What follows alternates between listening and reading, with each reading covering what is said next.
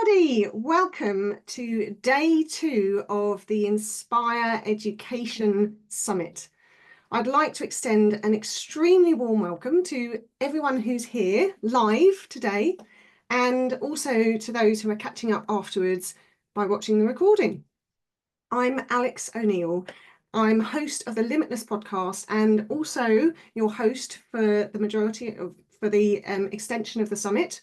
And I'm extremely excited to be bringing you this week of inspiring talks alongside my partner in crime, Jo Symes from Progressive Education.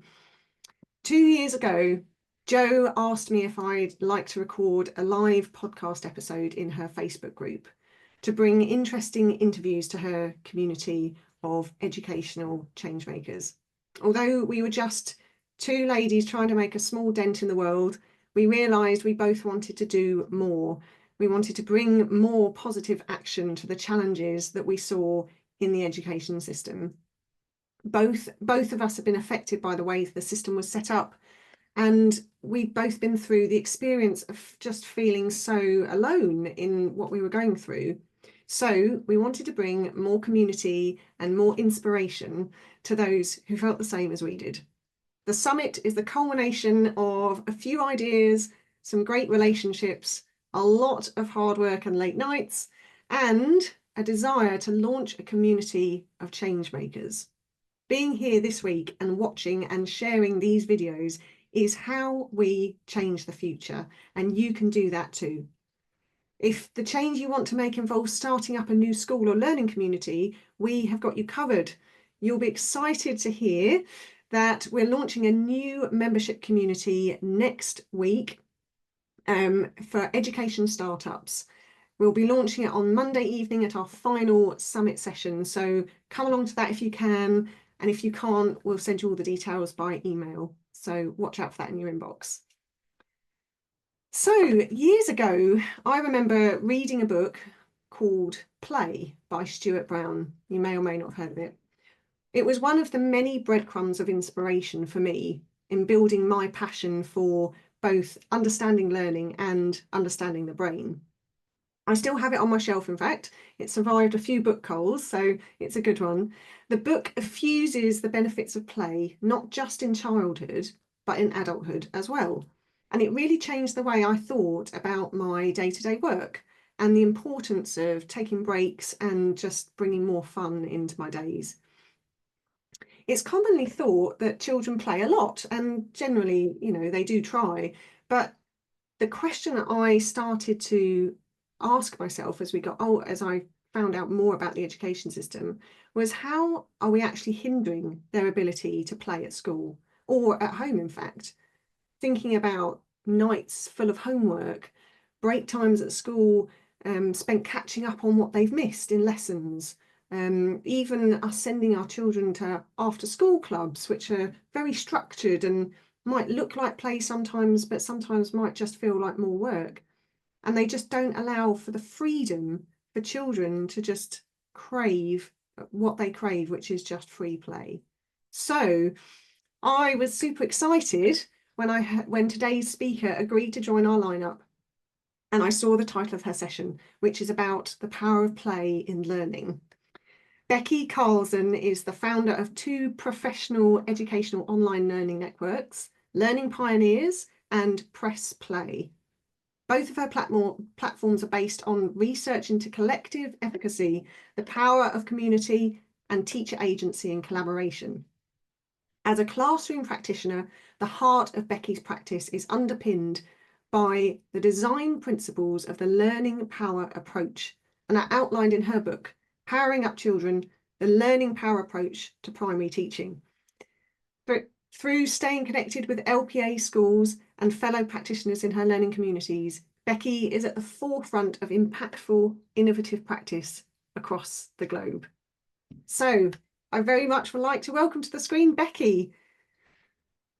Thank you, Alex. What a lovely introduction, and what an incredible thing to be part of. I think it's just so fantastic what progressive education are doing and the ways that you're thinking about really intentionally moving forwards by connecting with people. I've been looking at what everyone's been sharing in the chat, and alone trying to make that change feels lonely and difficult and frustrating, and together we're just so much stronger. And it then moves from feeling all of those like frustrated feelings to feeling expansive and connected and free.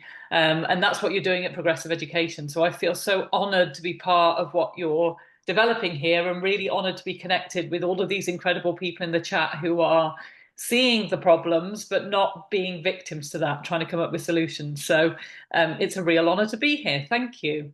So I'll dive in and share my slides. So the title of this is How Can Play Fuel Lifelong Learning? So this is pulling together two of my absolute biggest passions in education, which is play, and how much I love how you were introducing, Alex, the importance of play. And I wrote down your question: how are we hindering children's ability to play?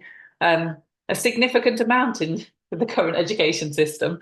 So that's a really great question to be asking, and pulling that together with lifelong learning, which is my absolute passion and has been part of my practice since day one. I've been very lucky that the first partner teacher I worked with was developing the learning power approach in his classroom, so I got to learn alongside him, and he was brilliant at what he brought forward. In fact, he was bringing together play and lifelong learning together. So that was the beginning of my spark, and I didn't quite realize how lucky I was. I just thought that was normal. Unbeknownst to me, then I went out into the wider world and realized it's not. So throughout the whole of my teaching career, my kind of key investigation and grapple has been, how can we bring these two things together, and how can they fuel one another? So I'm super happy to be talking about this with you. So this whole conference and everything that's going on is all about focusing on what matters. So that's a really brilliant thing to be thinking about. What matters to you in education? What matters to you with children? And I would suggest that there are probably some shared values already in this. So do share in the chat. I'll get the chat up in a minute and see what you're saying. But well-being matters. Feeling like we belong matters. Feeling free and having agency matter. And these are the things in the bigger picture in kind of government. They're the things that aren't being talked about. So it makes it all the more important that we're the ones talking about it. And we're the ones having the agency to make that change and push that forward. So play matters to me, and being a lifelong learner matters to me. They're two of my really big values in education. I'm just going to check the chat. I don't want to keep getting it up because I know it covers up your screen, but then I can see what you're saying. Okay, yeah. Kind of trust, autonomy, connection. Yes, yes, yes. All of those things matter, so we get to be the ones who drive that forward and talk about that. And that will be a thread through all of the talks in this conference and in this resilience, 100%. How important is that as a lifelong learning habit in an uncertain world? Being myself. Where do children get to really fully, truly be their whole selves? Like, honestly, in our current education system, where's that held? So I love that. And in play, we get to be ourselves. So I'm already starting my little pitch for play. So this slide, dare to be curious. So curiosity is another one of my values. Both play and the learning power approach develop curiosity. But we need to dare to be curious too. And it is daring to be curious, because by being curious, we disrupt the status quo. And that can feel scary. So we have to be daring. We have to be courageous. One of my favorite words, because core, like the French word for heart. So it's like passion from the heart. We have to be courageous and strive forward and think of new ways forward together. I'm not going to sit around and wait for someone to tell me to do that. So you've already heard a little bit of my introduction, but just as a bit of an overview, I'm Becky Carlzon, and the book that Alex mentioned, that's on the right, Powering Up Children. That's all about developing the learning power approach in a primary classroom. All of those ideas could be applied to homeschooling, to I've used it teaching English in Argentina. So that's one thing I love most about the learning power approach, is it's transferable to every single learning situation, including our own. So I found it really empowering to reflect on myself as a learner through the LPA. And then Alex generously mentioned my two learning communities, Learning Pioneers and PressPlay. Learning Pioneers is all about being the positive change in education from the ground up in community, and PressPlay has a pure focus on developing play all throughout primary and beyond, because when do we ever stop playing? That's just a bit of context. So naming the intention. So this phrase comes from a brilliant coach we're working with in Learning Pioneers called James Adu. And he talks about before we start anything, before we do anything, if we make our intention clear, we bring clarity and goodwill to the situation. So this is actually really great for change makers. You know, when you're wanting to make a change, if that comes from a place of heart and you can express that, it lands so much more beautifully than just kind of being disruptive, which I love in and of itself. But if we can express why and what our intention is behind something and where it's coming from, it's more likely to land better. We're going to build empathy. So my intention in this hour or so that we have together and the Q&A afterwards, I want you to leave feeling full of ideas. I want you to leave feeling like you've got frameworks that you can go away and kind of think upon. I want you to leave feeling like you've made connections and something else has kind of fallen and makes sense. I want you to leave with things that you can take away and apply in your context. So those are some of my intentions for this time we've got together. And I'm very open to you writing in the chat some of your own intentions too. I'll have a little look in a sec. Okay, so this is something that's landed really beautifully through working and Learning Pioneers, that in everything we do, there's 3 layers to learning. So whatever we're looking at, I'm going to put them all up. We're looking at ourselves. So let's just take play. If you have play and learning to learn, being a lifelong learner in your head, what does that look like for me? So how am I playful? How am I playing in my life? How am I embodying play? And same for the learning power approach. How am I being resilient? How am I modeling that? How is that clear to the children in my care so that I am embodying the value and the thing and the approach that I want to bring forth into the world and into the classroom and in my leadership? So it's always got to start with ourselves. So start with that layer, and then we can go into the classroom or into a learning space. It doesn't have to be a classroom. It's interesting the words we use in education, isn't it? But into a learning space. So what does play look like in this learning space? What's our intentionality behind that? What does the learning power approach? How are we developing learning to learn in the classroom or in a learning space? And what does that look like for leadership? So is our staff room a playful place to be?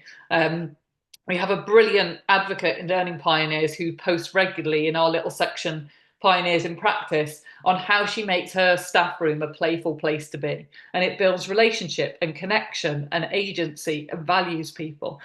So it's all of those layers together. So we're going to look at 2 foci. We're going to look at lifelong learning first and then play.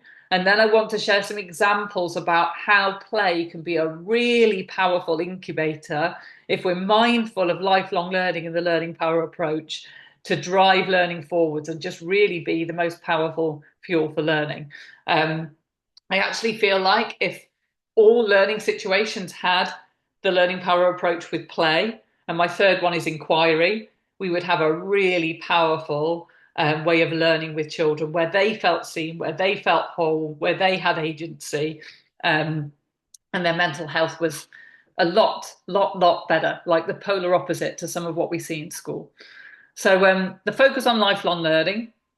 What habits of mind that's supposed to say useful? What habits of mind are useful for children to learn now and in the future? So I'm going to ask you to share in the chat what habits of mind are useful for children to learn now and in the future? What will help them with their learning? Write some in the chat.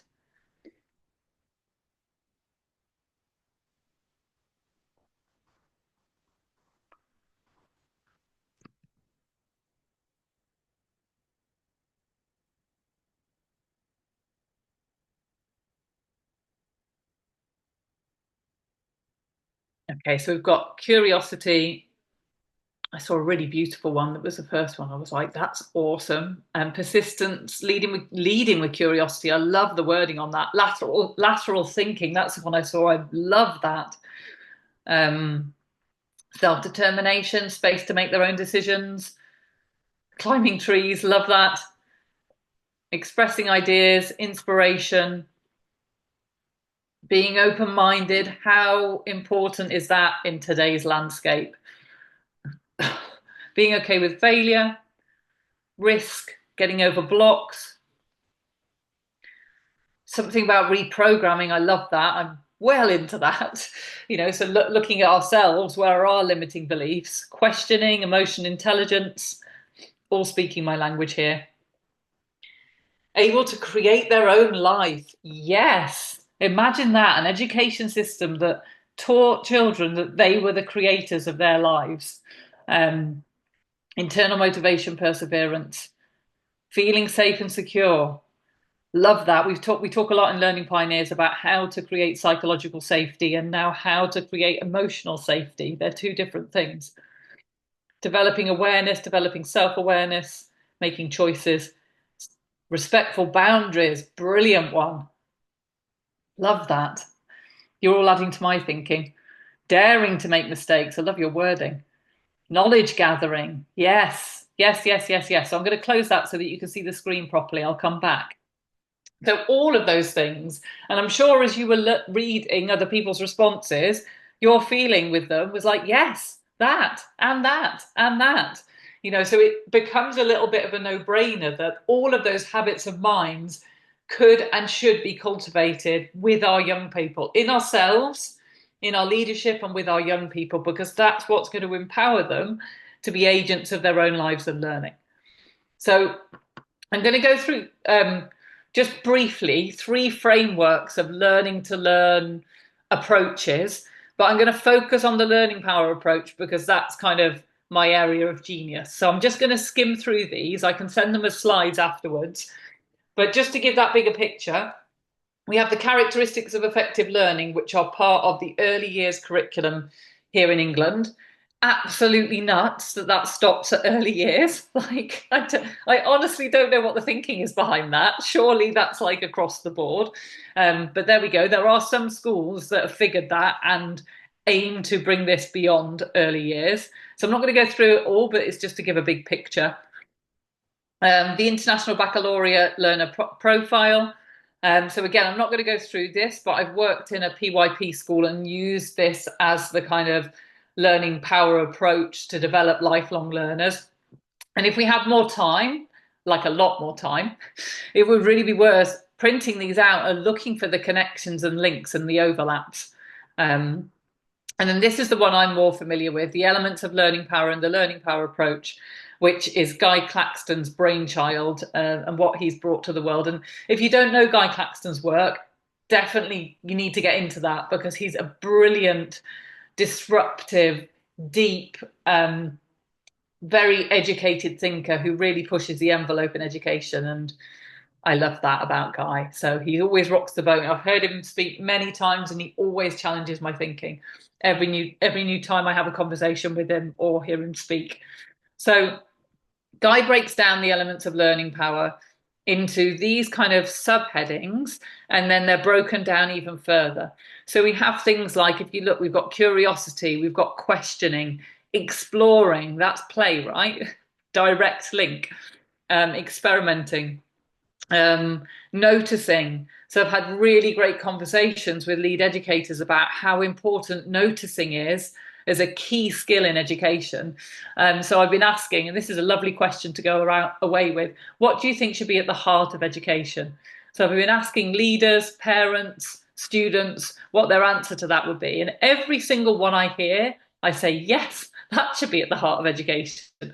And one of the answers is noticing.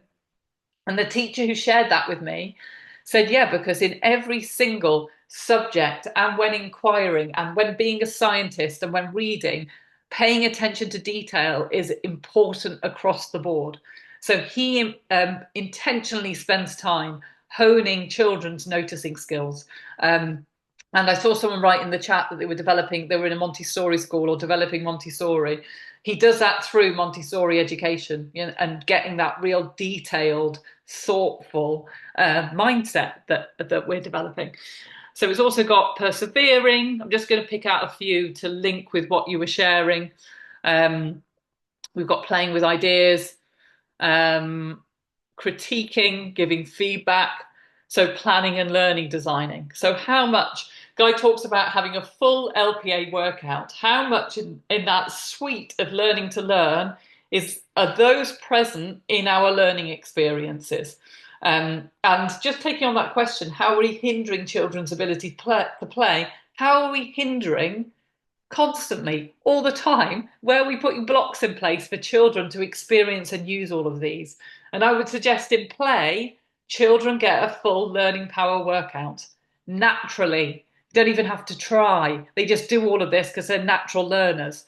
And we can amplify that. And that's what we'll look at a little bit. By the way, do take any screenshots. You're very welcome to snip and take anything that's useful. So this is the thing that's really useful from Guy's approach that I don't see in any other learning to learn framework format. He talks about getting a broader, deeper, and stronger understanding of each of those learning habits over time. So let's take perseverance. Are we getting a broader understanding, a broader experience of perseverance? Can we persevere in learning a musical instrument, or learning a new sport, or following through an inquiry? Is our perseverance as strong in each of those areas? Are we getting this broad experience of persevering across our lives? Are we getting a deeper understanding of that? So do we really understand what perseverance looks like for us, and what it means and what it looks like to persevere? And are we getting stronger at it? Like we can stick at things for longer. So that's unique to Guy's thinking. I don't see that happening ever anywhere else. And through our learning experiences and the way we approach play, we can enable children to have a broader, deeper, stronger understanding of that entire learning suite. And then imagine that. Imagine the kind of learners that come out the other side of that education system. Oh, this is fun. So we're just going to have a bit of a play here. So because Guy called them the elements of learning power, I was like, why don't we put it into a periodic table? So brilliantly, my husband's a brand strategist and graphic designer, so he makes things look pretty. He'd hate it if I said that, but he makes things look good and pretty. So he's put some of those things into like a periodic table. So we've got persisting, exploring, wondering. So I like to think of this like a learning palette. So if you had like a painter's palette and you were to mix three of these together to create a new color, a new experience, to create a compound, what would you pick and what could that look like? So let me just check the next slide, because no, I didn't. I wondered if I put like the palette on the next slide. Oh, now I can't go back to it because there's a button over it. That's so annoying. Let's see if I can go back. Yay. So looking at these elements, maybe just reflecting on your own practice or your own learning or your own context, which three would you say are the baseline strengths to your learning? And you can then just play and think, well, what would it look like if I put those three together? So Guy and I have talked about, again, you can't do all of those learning habits all at one time. What would a baseline look like? What would the three most important fundamental, like prime elements look like that you can't do without? So I'm curious, write in the chat, what would your three be? And don't think too much, you can change. We're not going to judge it. But just off the top of your head, or just your first instinct, which three do you think would be really powerful together?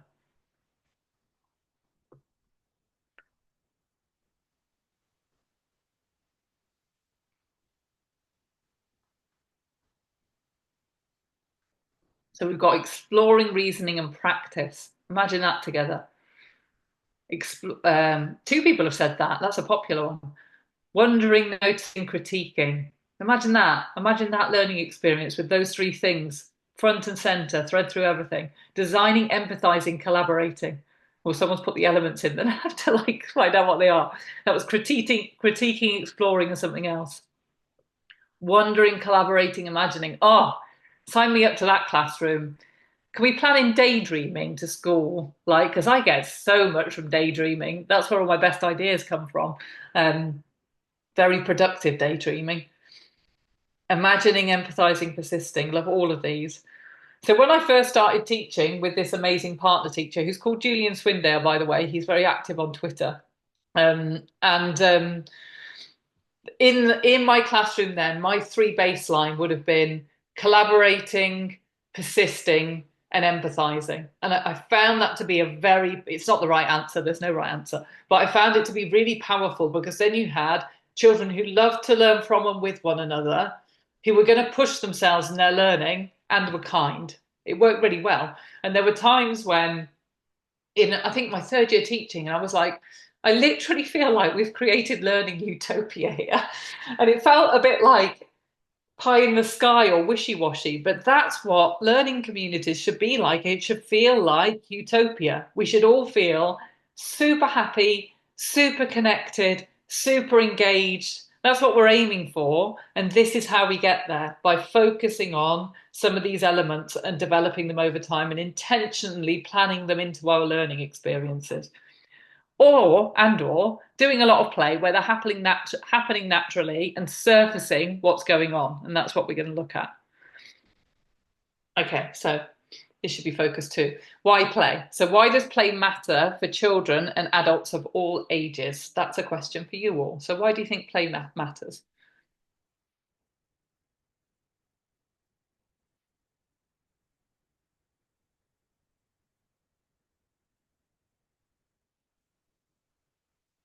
Because it's fun. Yes, it's fun and it's energizing. I talk about high return on energy. It's high return on energy. You go into play, you're more energized through it, and when you come out, keeps life interesting. Yep, biologically, it's good for you. Parasympathetic nervous system um, is part of our natural being. We're thinking on our feet. I love that. It empowers curiosity. Yes, Job. It's great to have you here, Job. Meets our key needs. Positive feedback comes easily. Oh my goodness, I love this. Are we going to get a copy of this chat? That's a brilliant one. It's how young beings learn. I'm going to suggest it's how we all learn. Um, Curiosity, relevance, feedback, awareness loop together. These are brilliant answers. Engages us on all levels. Isn't it like embodied learning? I've been talking a lot. Guy's next book is on embodied learning, full body learning, engaging all of our senses, all of our emotions. Doesn't it do that? Low demand. It can be, yeah, low demand, safe place to take risks, keeps learning in the core memory. So another really great person to connect with and follow if you don't is my co-designer in PressPlay, Kim Scott, KYM. She knows a lot about the science behind play and is a very engaging speaker. She's got a community as well called A Place to Learn. Definitely a good person to look out for. I learned so much from her all the time. Um, so we've got a lot of whys behind play. So that makes that valuable. That makes it important that we put it front and center of what we're doing. That makes it important that we carve out time for play. Um, I'm just going to close the chat again so that you get a clear screen. Alex, you were talking about the key book that inspired you through play. For me, it was Peter Gray's Free to Learn. And I read that whilst I was teaching in Switzerland. And my whole feeling was like, oh my goodness, we're overcomplicating things. We just need to let the children play, like seriously. Um, so I intentionally carved out more and more time for free play there were 6 and 7 year olds, and the impact was immense. They were the happiest group of children I've ever learned with. They were the most focused group of children I'd ever learned with. So much, and their parents fed that back too. And we got through all the learning that we needed to get through. So that became very important to me. But interestingly, reflecting back, it came with guilt. So every time I carved out free play, I felt a little bit, even though my school wasn't judging me, I felt a little bit like, oh, I'm doing something wrong. This is a bit naughty. So what's happened in our lives and in the signaling in culture that's told us play is wrong and told us that play is just like messing about and not that purposeful and told us that we should be doing other things. So I had that play, I still did it, but I had that playing as I made time for my children. So that's worth digging into as well, like beliefs that we've been told are true about education and have been perhaps fed through the press and signalling and politics that just aren't true. So we need to dispel those stories and just be aware of them in our consciousness, I think. So I just wanted to take a second to differentiate between play and playful learning. So we've spent 3-4 years in PressPlay, engaging with lead speakers. Peter Gray's been one of them, on how to embed play in our classrooms throughout primary. And so this has been one key question we've been looking at. What's the difference between play, free play, and playful learning? And both are valid, but they're both different. So this is what we've come to so far, that in play, the learner is in control of their own exploration. So it's key that it's driven by them. We can be responsive in our teaching in the moment. So we don't have an agenda. We're responding to what the children are saying and doing. And that's a real nuanced skill. It was Kim Scott who gave our live on how to do that, how to build interactions through play. Outcomes are not specifically set beforehand. So again, no adult agenda. We're good at adult agendas, aren't we? But it's free. They can do what they like. They're going to discover for themselves. And it's experiential, engaging, empowering, and enjoyable. Lots of people mentioned fun and joy. Whereas playful learning, that's likely to be adult-led or initiated. So we can be more playful in our approach, and when we've got an idea about what we're developing, but that's not free play, it's playful learning. Intentional teaching, we have a clear outcome in mind, and again, it can be experiential, engaging, empowering. So both are valid, but it's worth differentiating between the two, and knowing which we're doing at a certain time.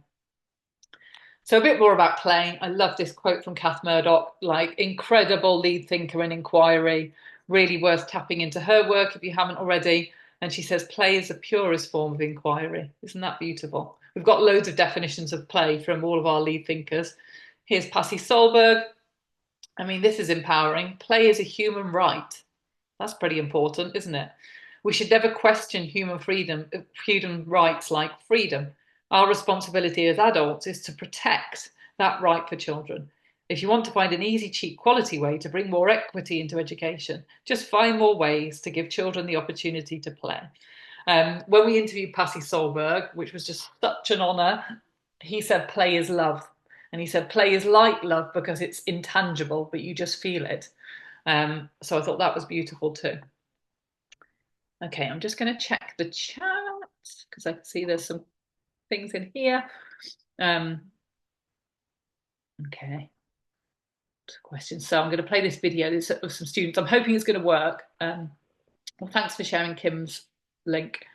Playing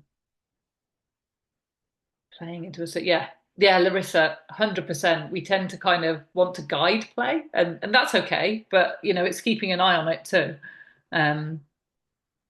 Yes. So I was just reading those comments and checking in with that. So I'm going to try and play this video. It didn't work before, so if it doesn't work, it's okay. It's students in the British School of Brussels talking about, so in the British School of Brussels, which Esther O'Connor, another brilliant person to connect with, she's a leader and a teacher there, and they value and embed play all throughout primary and into secondary. They have some brilliant examples of how to create playful learning with secondary students, just incidentally. So let's see if we can hear it, and if we can't, we'll move on. If you could write in the chat that you can hear it, right here or can't hear, and then I know whether to stop it or not.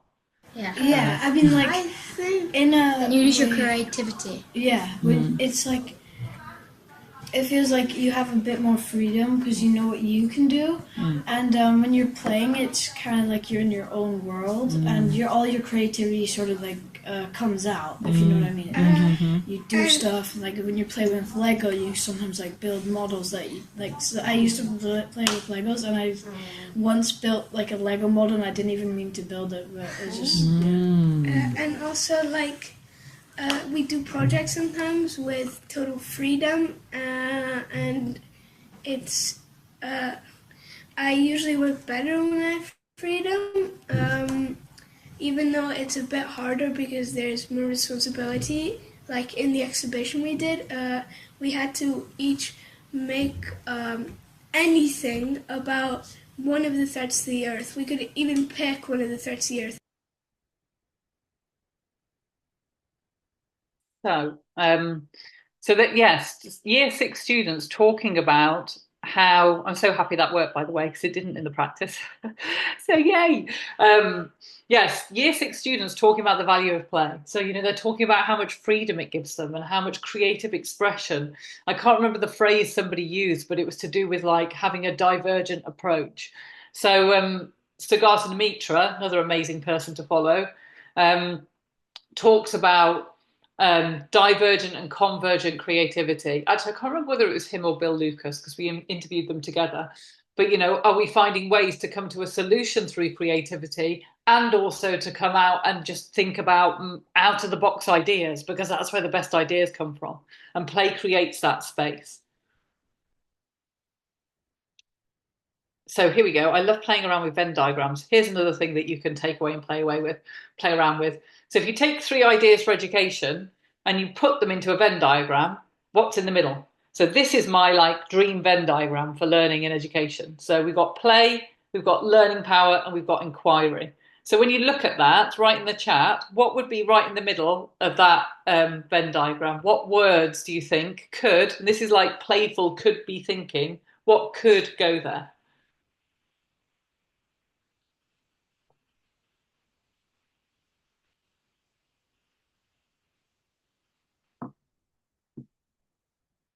Innovation, growth, life, autonomy, yes. Fulfillment, love it. Knowing yourself, flow, yes. Discovery, controlling chaos, flourishing, beautiful. Innovation, yes. I mean, for those of you who value play, who have your own children, who see children playing, they come up with the best ideas. Like seriously, children in my class, when they've been playing, they've invented things. I'm like, this needs to exist in the world. So they're solving problems. Confidence, yes. Purpose, all of those things. So how powerful is that? So you can take away that Venn diagram, but come up with ones of your own, because there are other things I value in education and learning that I'm like, oh, what would happen if we put that in there? So STEAM, learning through STEAM education is super important and valuable to me. You know, so what does that look like as part of this? And Venn diagrams can have more than 3 circles, I'm sure they can now. So it's just something to play around with in terms of understanding your values and your philosophy. Okay, do we have next? Let me close the box so you can see. Oh yeah, so it doesn't stop. My entire life is a Venn diagram. I think that you can use Venn diagrams as an inquiry. This is an inquiry to me. I don't have to come up with a question. It's like, what does this look like? So this is what I was talking about before. What does empathy, challenge, and collaboration look like? So using those elements. So you could take that elements chart and just play around with, well, what would happen if we put these 3 things together? And what would happen if we took that one out and put that one in? So I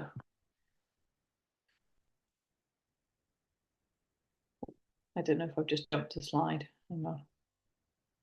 There's a bit of a pause. There we go. Right. Okay. So we're going to look at some tips for ways to embed lifelong learning habits into play. So tip 1, surface those lifelong learning habits. So when you learn and you understand the habits and have those in the back of your head, you can think about how to lift them up and surface them. And one way is through using technology. So we have like, you know, AI really developing now and text still developing at a really fast rate. How can we use that to our advantage? So I'm going to share some ideas on that. Cool. I'm just checking the chat. My battery's running low and I haven't got my charger here, so I'm going to have to run downstairs and get it. But I'm going to keep going whilst when I get to a sharing point, I'm going to get my charger. But let's have a look at some stuff with the tech. And now I've got a pause on my screen. Sorry, I've got a little thing going around saying it's moving to the next slide, so it pauses. And whilst it's doing that, I'm going to go down and get my charger. So the idea of using tech and well, AI in itself, that's another discussion we're having in Learning Pioneers, is how can we use AI to really support learning and bring learning forward. But also just using tech in general can really help surface those learning habits. So in a sec, I'm just getting my charger. So just thinking to yourself, how do you use tech to develop learning habits? What ways are you doing that? Are my thing's still going? I'm going to give it a moment. Share in the chat if you've got some ideas around that.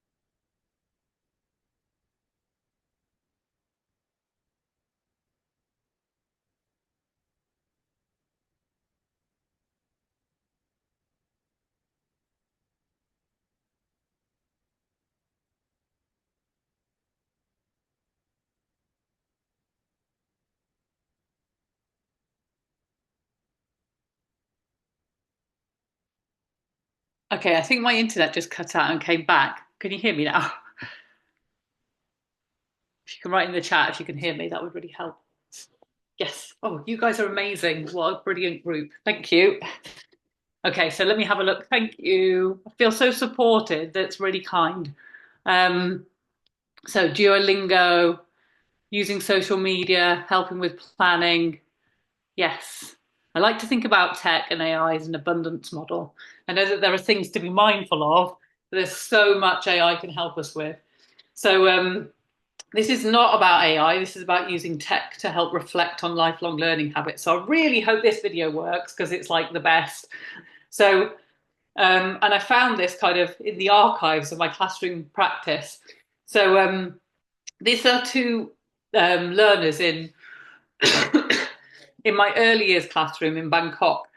And my brilliant TA caught them on camera learning together. So I'm going to ask you to listen to this and pick out the coaching language. These girls are 4 and 5. So unfortunately, we don't have subtitles. So sometimes when 4 and 5-year-olds speak, it's hard to capture what they're saying, but hopefully you can get enough. And if you just write in the chat that you can hear it so that I know that you're getting what you need from this.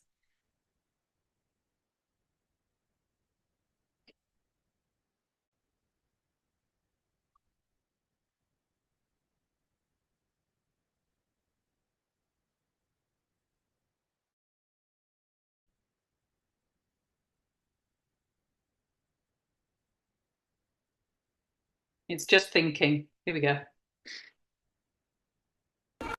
Then green, and blue, and then purple. Do you know how to do it now? No. Okay, I'm doing it by yourself. This over here, right? You only, every day you need to look at this. Now orange.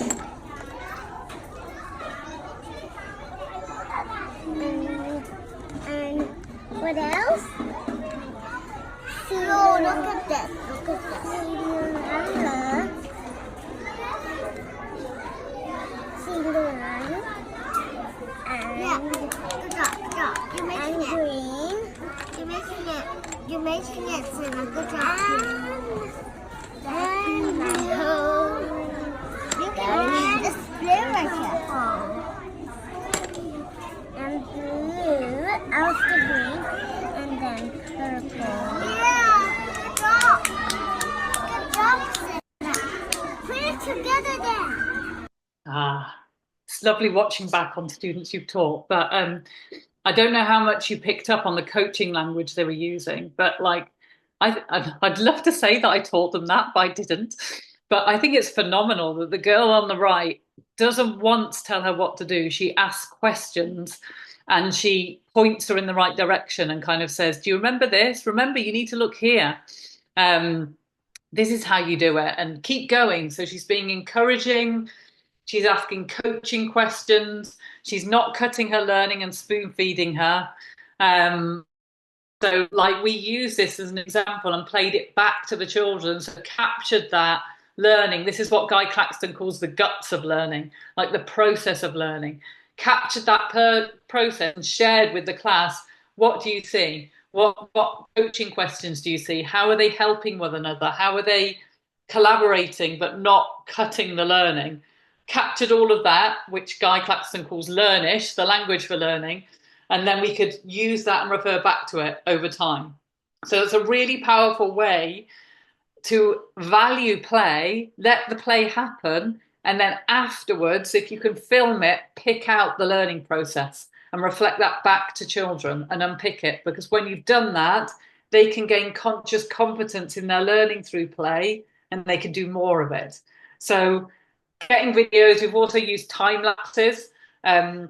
So showing that process of learning, obviously then speeding it up and seeing so much, and then you can ask children what their thinking was and why they changed tack and which bits were challenging. So you can ask all those key questions that will pull out the learning. So that's one tip, using tech. So just going away and thinking, how might I use tech, and how might I record what the children are doing so I can reflect that back with them and amplify the learning process that's happening.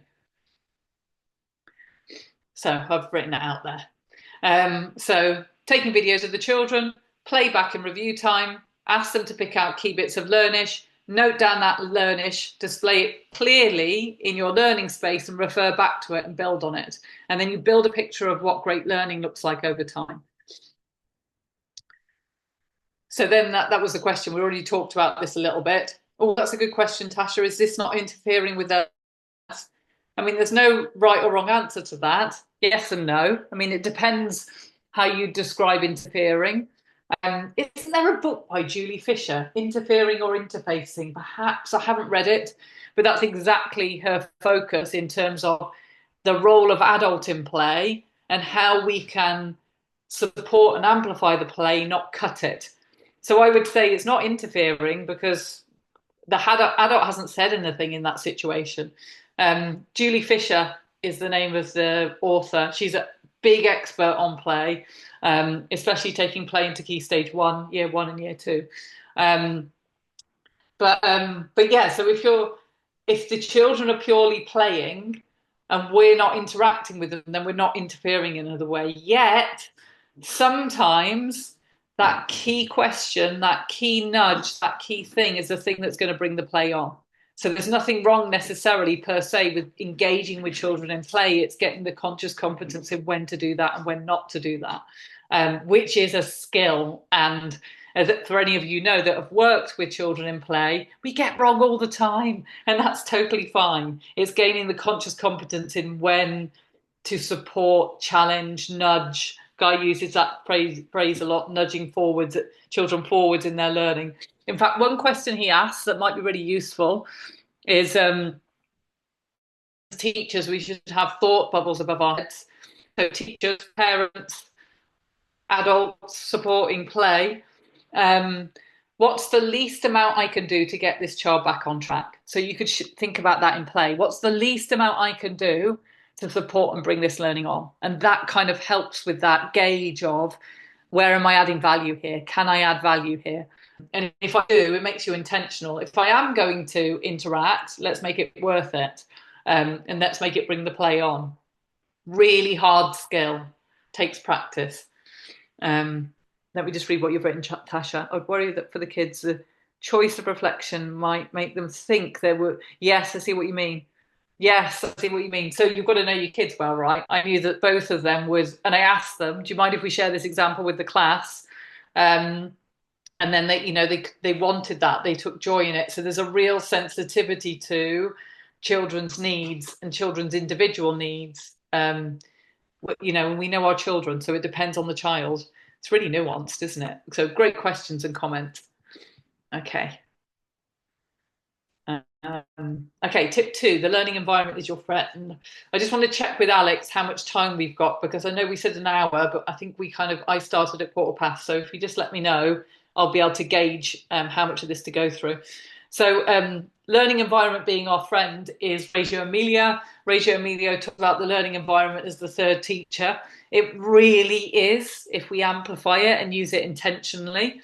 So for this exact reason, I took the picture of my classroom in Bangkok and shared videos of what I'd intentionally put in place in my learning environment to build agency, play, child-led learning, learning power approach. So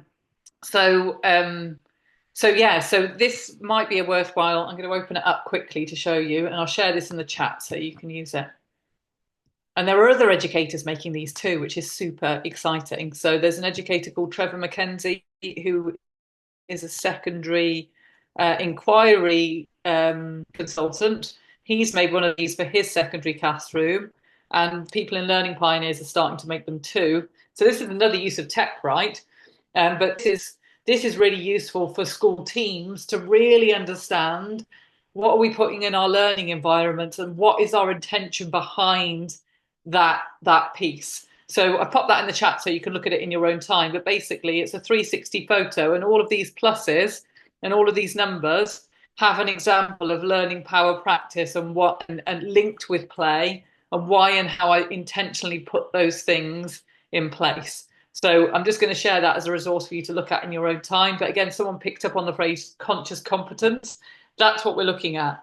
Why, what are we doing and why? What's the thinking behind it? How do we know? What's the pedagogy? So with both play and learning power, we're thinking about what we're trying to get out of it. And we're also looking at the potential, shadow side and impact of that. So that's why I love your question, Tasha. Is that actually interfering? Well, let's talk about that. Maybe it is, and what do we mean by that? Then we gain conscious competence. Which is basically what Learning Pioneers do all the time. We're having those discussions all the time because we want to know what we're doing and why, so that we're making sure we're creating the best learning experiences for our young people, because that's what we're all here for. Okay, so we've looked at tech, we've looked at learning environments. Okay, so this is a video from that 360. Since they've been working, and it's nice to listen to kids, I'll play this one too. So I loved this guy in my classroom. He kept me on my toes. You'll get his personality as I play this. So I'm just going to play this to you. This is an example of using child agency to develop the learning environment so that they feel valued, and linking direct teaching or direct instruction with play-based learning.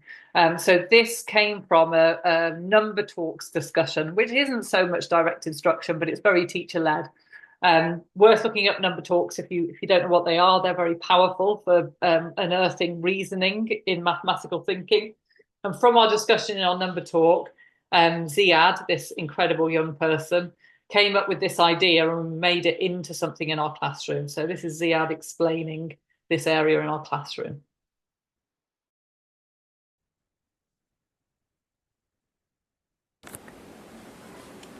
This is a tough ball, and the tough ball is when the teacher is inspired by what you said in number talk, in math, and my idea. Everyone was inspired by my idea, but they said, does a hexagon and 6 triangles always make a star? And the answer is no, because if you do this, it's 6 triangles, and it didn't always make a star. It made a hexagon, and like this hexagon. So I hope you gathered that and could catch enough of what he was saying. My favourite bit in this is when he says, everyone was inspired by my idea. There's a young man who knows his worth. I love that, confident. So, but the idea being that this was a question that he came up with in number talks, and it was such a brilliant question. We thread it into our learning environment so the children could play with that further. So it connected the two things and valued his idea and his thinking.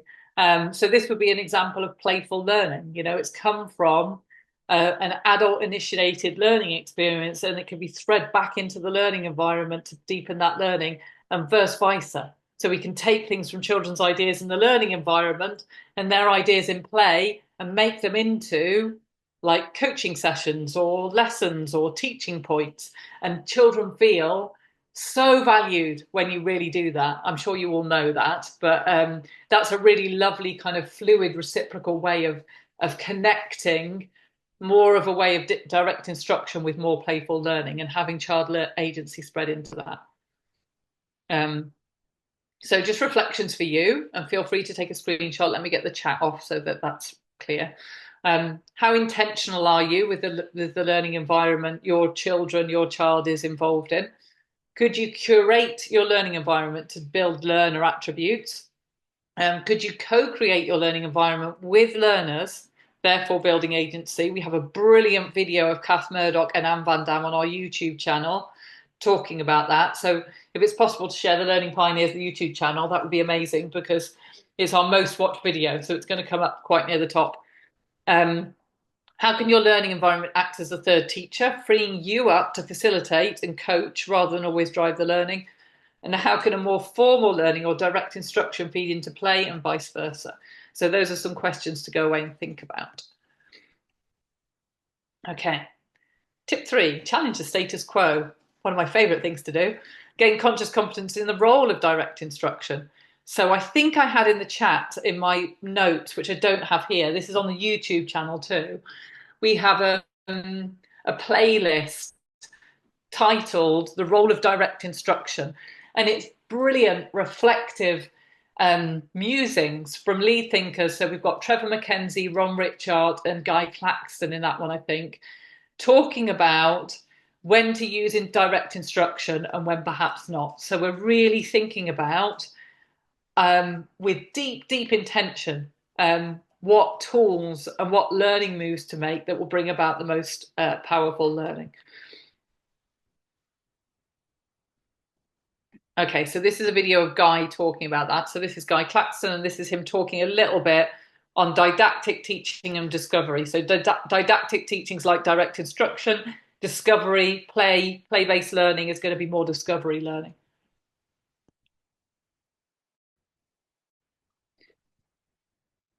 There are different elements of what we do as teachers in the classroom. And I mean, we do things that are incredibly complicated. So this is very simple-minded. But it's like two of the things that we do are, number one, we explain things. And number two, we create opportunities for kids to explore things. So we have these two elements of explanation and exploration going on in the classroom. And part of the skill of us as teachers is how we juggle those two things. Now, if you're a direct instruction, or I prefer the phrase didactic teaching, direct instruction is complicated because it's a brand, it's a patented version, capital D, capital I, is Rosenshine's approach to teaching, which he calls direct instruction. But also small d, small I, it broadly refers to a didactic approach, or an approach. What lies behind that is teachers saying, it's just more efficient if I tell them, right? It saves time. Why would we bother with all this sort of fannying about, kids trying to find things out for themselves? They couldn't possibly invent Pythagoras' theorem for themselves. So it just makes good sense to tell them.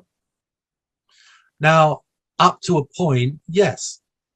But if you just do that, the evidence shows that if your teaching goes too far in that direction, if you preempt exploration by always giving an explanation up front, then there are costs to that. It may be less efficient to allow exploration time, or what the EL people call grapple time. It may be less efficient, but if you value the development of kids' curiosity and their perseverance and their creativity, then you have to have exploration time, because that's what helps to build those muscles. if it's just explanation after explanation after explanation, that pins you as a learner in a very passive place. Your job is just to understand and remember what you've been told, right? So it's a balance, isn't it? And it's a balance that we are constantly juggling as teachers. We may have to do a bit of explanation up front in order for the kids' exploration to be productive. We might have to frame it a bit rather than just throwing them in the deep end. That's why some of the didactic learning people polarize this so much that they think that they only talk about something which they call pure discovery learning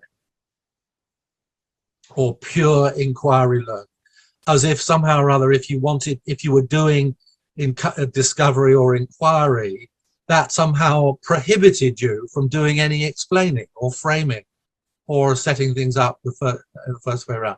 So what that book is about trying to re-engage teachers with the complex, shifting, dynamic interplay between exploration and explanation.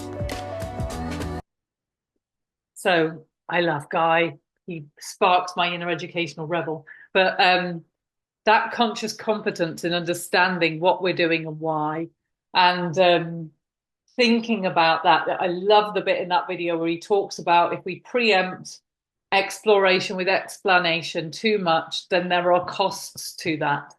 So what are the costs to not learning through play? What are the costs to not making time for inquiry? What are the costs to not focusing on learning to learn and developing that? And when you aim to develop that, it's a grapple. It's a lifelong grapple to understand how that looks like in action. And that's the grapple I'm up for, because that's what our children deserve. So that's just a bit of a taster of Guy being pushing the envelope, which is something he does best. He's written a book called The Future of Education and the Myths That Hold It Back, which I'd love to say I've read and I know is brilliant, but I haven't read yet. So, but definitely worth a read if that kind of sparks something in you. So again, take a photo of this if this works for you. Questions for your team. What's the difference between exploratory and exploratory learning and explanation? In which context might you apply each? What might a learning experience look like if you gave just-in-time explanation rather than just in case? That's a Kath Murdoch thing. In what ways might we be doing children a disservice if we only teach through direct instruction? And in what ways might we be doing children a disservice if we only teach through exploratory learning? And you might find that there's none, but it's worth exploring it, isn't it? And worth like really understanding what we're doing here. So wrapping things up, we've looked at play and the learning power approach and why they're key for agency, curiosity, and a love of learning. We've been getting playful with our own thinking, so gaining conscious competence in our practice and being intentional. We've used worked examples of children's learning to pull out and amplify learning power. We've explored the use of tech to develop metacognition. We've looked at the learning environment being our friend, and we've looked at pushing the envelope and disrupting the status quo and bringing colleagues along with us through rich, deep discussion and unpicking our pedagogy. So that's my final question. What are you wondering? And I think I've just got my stuff at the end there, but I'm going to go back to that. What are you wondering? Put something in the chat that you're wondering about. I'd love to hear a little bit on your feedback. I'm going to get the chat up.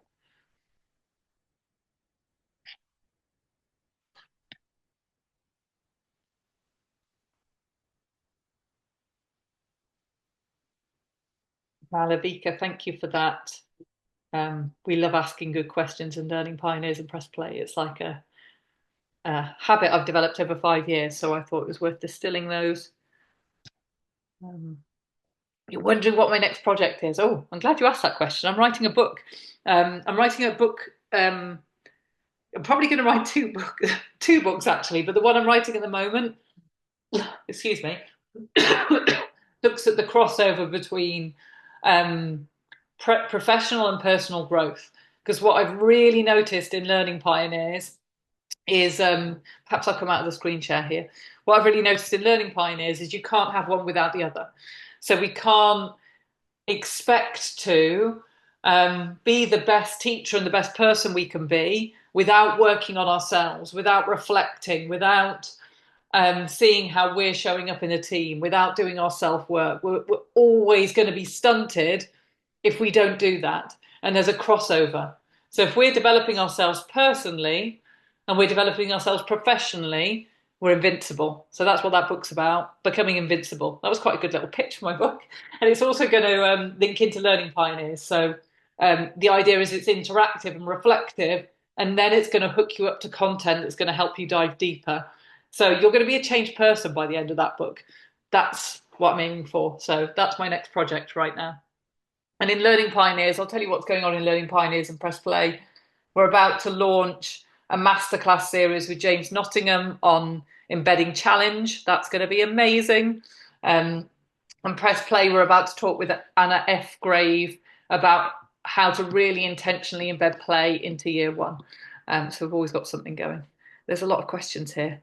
Alex and Joe, is it best to hand back to you and then pick up on some of these questions? Yes, I think so. So we're just going to move into the Q&A section. So that would be ideal. And I think these are kind of possibly the wondering questions that are coming in. But if anyone would like to specifically ask Becky a question about her her presentation, her practice, what she's done in the classroom, which was just really inspiring, Becky. Like I feel like we've so far in the sort of sessions that we've had, we've talked a lot about Andrew talked about kind of changing the school system, and Iris yesterday talked about unschooling, which was like, let's take us out the classroom and just learn through life.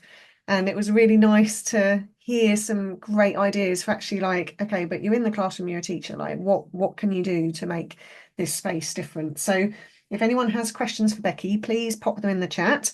We will pull them out as we go through. But I have a question, Becky, which I'm very keen on, and I wrote down in keen to know. So you said at one point that you carved out time for play for your 6 and 7-year-olds.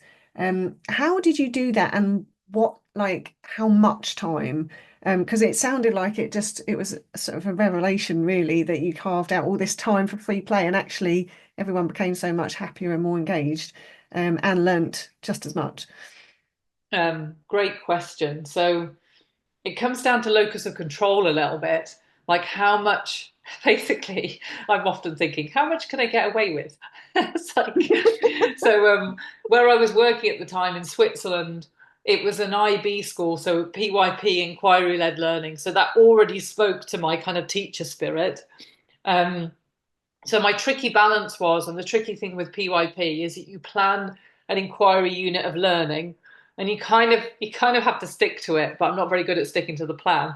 So it was finding that balance between what I'd said I was going to do and what kind of had to be done to kind of connect with the curriculum, and that openness I valued for children to free play.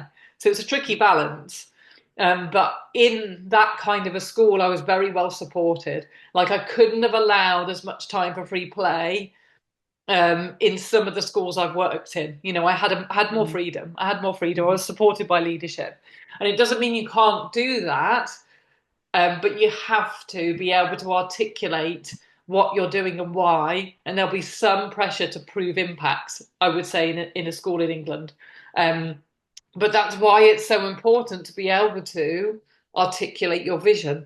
So we've had an inquiry line in Learning Pioneers called How to be a Positive Disruptor Without Getting Burned, because we're wanting to push these ideas forward, and we either stay quiet because it's never going to work and we feel like we've got no agency, or we do it anyway and we get in trouble, or we try and articulate it and we tread on toes.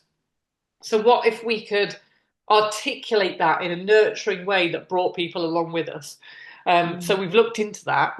We're figuring out how to do that. And it was Jazz Ampelfar who did our live on that. And any of you who know Jazz will know how incredible she is. And if you haven't watched Jazz Ampelfar's TED Talk, you need to go and watch it like right now with a box of tissues. But in terms of like the carving out time in Switzerland, we tended to add it on to children's play. So they'd have a break, and I'd just say to my class, "Oh, do you want to keep playing?" And of course the answer's yes. They're like, "Yeah, And so we'd have like another extended amount of time playing outside, but also in the classroom really tried to thread in our inquiry in through play. So my constant question was basically, how much can we play? How much can I pull learning into the play and use the learning environment and different ways of doing things so that we can max out the play as much as possible. So I was constantly problem solving to do that. And I think that's just a different way of thinking, isn't it, about your classroom? Okay, I've got lots of questions in the chat, so I'm going to pick out some. I hope this is okay. So Amy asks, how well do you think learning through play can work in an online school environment? And do you think it would still be as effective as in the physical classroom? I'm so glad you picked that one out, because as you were talking, I saw that one. I was like, that's such a good question. So to answer that, I'm trying to think where I last talked about this, because I saw myself talking about it. I was like, oh yeah, that's a good reminder. It was in a little video with some of our lead thinkers. I think I've just put it on social media. Sagata Mitra and Bill Lucas, and then I talk at the end about this example, but I'll share it in here. So casting our minds back to lockdown, when we were all online, that's exactly what we did. We developed a play-based inquiry curriculum for children. And it was really powerful, like really powerful. So we took, instead of thinking like, oh my goodness, this is a big problem, what are we going to do? Obviously, we were kind of thinking that, but then it's like, how do we turn that into an amazing opportunity where we create something richer for the children? So in the school I worked in, I was in Bangkok, hard place for lockdown, and we co-designed a curriculum that had outdoor learning, inquiry, and play at its heart. And our key focus, I mean, we had an amazing team. We were so lucky. But our key focus was, how do we walk this with parents? Because obviously children were at home with parents then. So we made videos explaining the pedagogy to walk along with parents. So one example of that was, and we built it up through the week. So we were doing some outdoor inquiry, and the beginning point of that is, what are you wondering? When you go out into nature, what are you seeing? What are you wondering? And our side challenge with parents, we explained that, and we said it's really hard not to give answers, not to want to research, to just let's just wonder and see what we come up with. So your role as an adult is to wonder alongside them. That's all you need to do. But you wouldn't know that if you didn't have the pedagogy behind it. So we walked that journey. That's just one example. We did it for every single inquiry over a period of like 11 weeks. And by the end of it, the relationships we built with the parents who were on board with that were huge. And we had their understanding of their child, who they know better than anyone else, fed into us sharing as professionals. This is how we're developing the pedagogy, and this is how you can help at home. And I was like, this is way better than what we do in school. So yes, you can. And you can, it's about very intentionally designing it. And Kath Murdoch's another good person. We used her stuff a lot in lockdown. She came and did a talk with us in Learning Pioneers, but she also created an online inquiry learning series. So she might be someone good to look into to just get a bit more of that inspiration. Interesting. Okay, that's really awesome. Okay, we've got loads of questions, so I'm going to have to just fire them at you. What are the main roles for a teacher as a learning pioneer? Also a brilliant question, because the role of, and also I forgot to mention and pre-pave all Sorry, of that this, was from Tasha. Just want to say that was Tasha. Oh, great. Tasha was asking great questions. Thanks, Tasha. I meant to pre-pave everything with, when I was using the word teacher, adult, like parent, teacher, adult, guide. We're all teaching. And in terms of like, the language is so important in schools. So most of the time when I've been in schools, support adults are referred to as teaching assistants, and I actually think that's just such rubbish language. It's like, what, you're the assistant to me? No, you're my co-creator and partner and coach and collaborator, and I highly value you, and you're there for the children, and you're there to brainstorm with me and have agency. So I think we need to kind of reframe some of those labels in education. Often in the learning power approach, they talk about learning coaches. That's much better. That's on learning and you're coaching. So, you know, that's something to play around with. What kind of roles and titles? And that's not just in the classroom. I was reading a book about leadership, and, you know, it's same in leadership. In fact, it wasn't reading a book. I was rewriting notes from a conference of Guy Claxton, Kath Murdoch, when they came to London.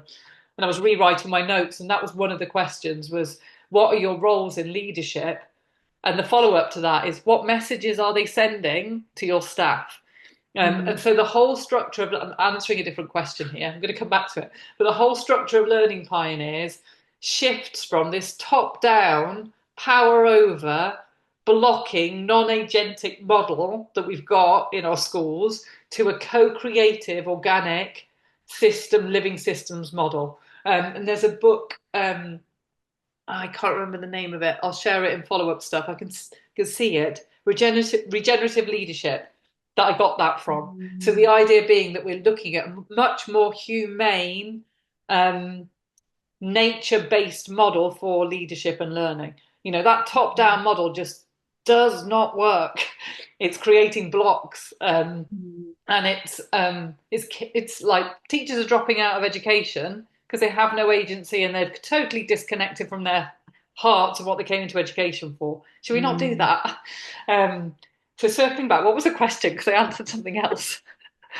It was, what's the role of the teacher / adult as in the classroom as a learner? Yeah, so it is kind of related. So that's a really good question and a really good pickup, because old style, you know, teaching is like the teacher like delivers the knowledge, you know, and that's the thing that's not working. Doesn't mean it's not part of it, doesn't mean it can't be part of it, but that all the time. Well, our children are feeding back and showing how well that's working, you know.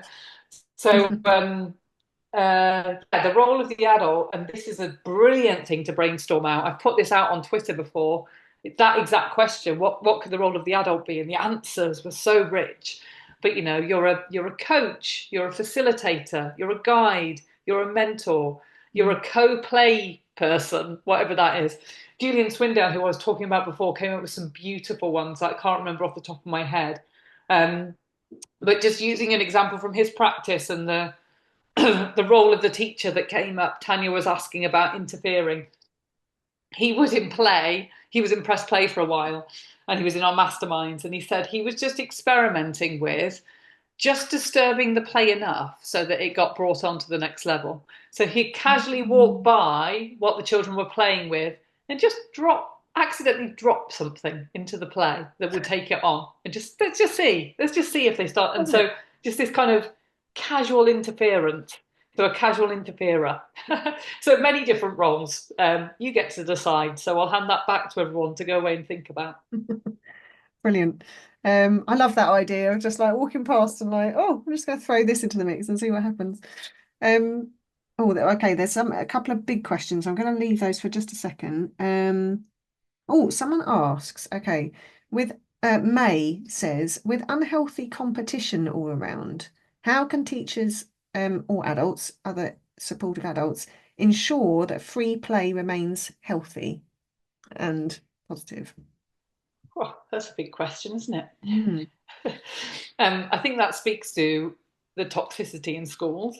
And I think that comes from two places, probably more, but let's start with two. One is the system I was kind of, in fact, three, I've already thought of another one. One is the system that I'm talking about, that it's so top down, you know, and it's up to having brave conversations with leadership about how that might change, because no one's dictating that. It's just the way we've always done things. Another is the pressure that we're under, and that we can't deny, the pressure coming from government, from the press. It's so toxic. It's not helpful. Outside of our locus of control, I would say switch that off as much as you can. I'm not paying attention to the news and what people are saying about educators. I don't need to read that. And the third is, and this is why personal growth is so important, we're all adults walking around with our own baggage and programming that we haven't processed. And we're bringing that to work. And everyone's bringing it to work. And we're all having arguments and we're not getting on. So what can I do about that? I can do my own work. And what could I do about that? I could take that to leadership and say, can we have some kind of like personal growth program that would help us empathize with one another? And if you want a really good one, James Adu, who's working with our inner team, is brilliant. So his company is called Inner Scope, and I would say what he does is LPA for adults. So I think the focus of his work is coaching for empathy, collaboration, and understanding maybe. But everything he does looks at building empathy with one another, understanding what everyone brings to the team at their best, and understanding how to have courageous conversations so that that toxicity doesn't happen. But that's why that's so important, you know, because in my experience, I'm sure with many people in this call, I've worked in schools where the toxicity is so high, I've been off long-term sick, and it's just been unbearable. And it's adults bringing their baggage. It's the pressure alongside the baggage of adults who haven't done their work and their self-reflection. Gosh, and that was such a, you know, that's such a hard place to work. But imagine trying to pass, you know, knowledge and guidance onto children or young people in that Kids are environment. picking up on that. There's a really good quote from Carl Jung, who is like the shadow work guy and just brilliant. And he says it's something along the lines of, there's nothing more that children pick up on than the unsaid words in the room. They pick up on the atmosphere. Yeah. And that's why they're all feeding back. This isn't working, because they're picking up on that. Yeah, absolutely. And that's great actually that you said about that organisation, because Ryan was also asking about professional development for staff. So that's 2 questions answered in one. Brilliant. So I hope I say this right, but Malavika says, how do you personally spend time in play for lifelong learning? Oh, how do I? Well, it's been snowing today. I don't know if anybody else is in England noticing that. I've been out playing in the snow. not It here. hasn't settled. One of my little phrases is, if you see a swing, swing on it. So anytime I see a swing, I'm getting on that. But yeah, that's a brilliant question. And then in terms of learning to learn, that has just been part of my being since I learnt about it. So I highly value resilience and challenge.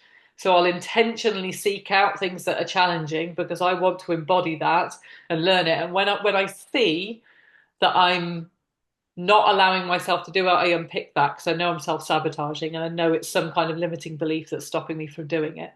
And I'm an inquirer, so I constantly have inquiry questions in my head where I'm just like investigating. What does that look like? What does that mean for me? How can I grow in that way?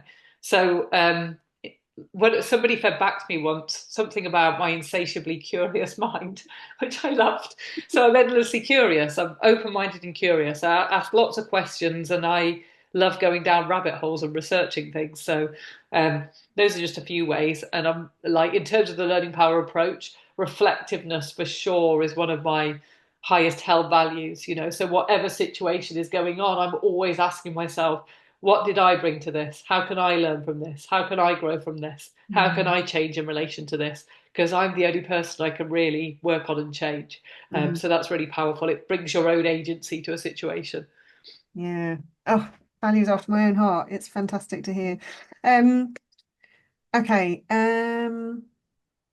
So Larissa asks, are some types of play more valuable than others? So as an example, they say online gaming is a big part of my son's life. So many elements of learning power are present, but it's much harder as an adult to intervene with the explanation and the guidance and so on. And it says harder. She says harder to value in the same way as physical play. So yeah, that's really interesting. That's something else we've looked at a lot in PressPlay, are types of play and how they show up and the value. I guess you could do a similar thing to the learning power approach, explore all those different types of play, and this is what we've done in PressPlay in the mastermind, and look, where are they showing up and which ones could I lean into more? So gaining that conscious confidence of what all those different types of play are. And another brilliant person to follow, Sean Walker, he's one of our play champions in PressPlay, and he's brilliant, brilliant human, brilliant thinking, an absolute expert on play and inquiry, and brings it forth so humbly and beautifully. But he's been developing these different ways of looking at play and different types of play in relation to like the gaming. What I thought of as you were sharing that is your son understanding what he's getting from that. So I'd do that just in play. I would discuss with that class of 6, 7-year-olds, what's the value in play? We're not just mucking about here. What are we getting from this? What are we learning? Why is it important? So I enabled them to become advocates for their own play. So another question that people could have asked, that probably is somewhere in the chat, is how do we walk with parents on this? And there might be parents thinking, well, I don't need convincing, I'm in. But, sometimes, we look at learning from our own experience, and play may have been present but not valued as a driver for learning. So we need to be able to bring parents with us. So one way I would do that is make children the advocates for their play, so they really understood what they're getting from it. So nobody can come and take that away from you. So someone's going to come in and you're playing, yeah, but it's really intentional because we're developing this at the same time. So I would say the same thing for gaming. What is your son getting out of that, in terms of learning, in terms of growth, in terms of just taking care of himself and what he gets for that, for his own well-being? And then a kind of just really honest discussion around, what else and what other things could offer and what the benefits of that could be. And I know that's way easier said than done when it's coming to your own children, but those are some of the things that come to mind. Yeah, my daughter's a big gamer, and she I often see her playing, and I sway between, oh my goodness, she's been on there for so long and she should be outside and running around in the trees. But then the other half of it is like she's forming like online sort of communities and building her social skills, and engaging it. She does a lot of role play and puzzle solving, and I'm just like, she's developing loads here. Like, you don't need to worry about this. It's tricky, isn't it? Because we want, we love these people. We want them to have a rich experience, and we have our own kind of what we bring to that too. But generally, as humans, we're drawn towards the thing that's going to nourish us. So we're getting something from that. And just with the class I was talking about in Switzerland, there was one child in that class who was definitely neurodivergent. I know that lots of people have talked about neurodivergence in here. And he would iterate a lot in his play. And I could have been thinking, oh, he's just repeating himself like that. But then his iterations would get more and more complex. And he'd start to draw in extra learning that we got. So, for example, he loved building with magnetiles. And we were learning about symmetry. He started to pull in symmetry really naturally into his model making. So I adapted to and with him. But there was always that thought, oh, he always loves going to that area, but he's getting a lot from that as well. So there's a real balance between inviting in and nudging children towards a broader range of experience out of their comfort zone, and allowing their zone of genius in their comfort zone. And that's what I loved in Free to Learn, was the examples of what the kids did when they were just totally free to learn, and what they practiced and what they developed in their school ended up being their career and what they were an expert at. And it's like, well, duh, they're really enjoying what they're doing and they're engaging that. They've got the space to do it. Of course, that's going to become their career. So there's a real value in that. Brilliant. Okay, so I've got one final question, which is a big one, so be ready. Adita asks, well, she says, I'm wondering if mainstream schools will ever change because of what we now know about learning. What do you think, Becky? I think they have to. I don't think there's a choice here. And I think we're reaching a tipping point. And I think what we're seeing is children voting with their feet. I think the power is going to come from the parents. Parents are seeing their kids aren't happy. And even the children, it seems like it's working for it isn't. So just kind of thinking about my own life and the people I love around me.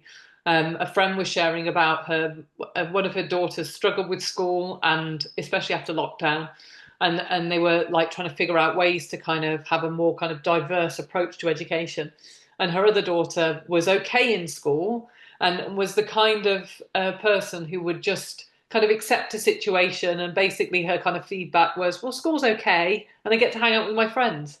Well, what is that? Is that a great education system? School's okay and I get to hang out with my friends? No. Like, imagine what school could be, and there's so many people, and this is what I'm loving seeing, and this is why I love progressive education. Like, you're driving education forward and connecting people. There's a community called What School Could Be in the States, they're reimagining what school could be, and they have a mighty network like we do in Learning Pioneers.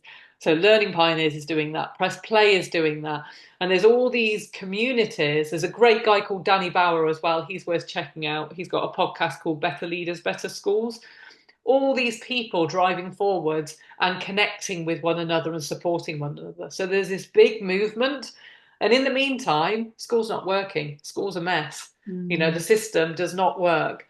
And as that's happening, that's kind of dissolving. Children are voting with their feet. Mental health crisis is like shocking. There's got to be a point at which it's like we're really not doing something right here. And then you look at models that are coming up, like the curriculum in Wales. What a brilliant, well thought out curriculum that is. And there's problems, as in that's a quantum leap from direct instruction to an inquiry led education.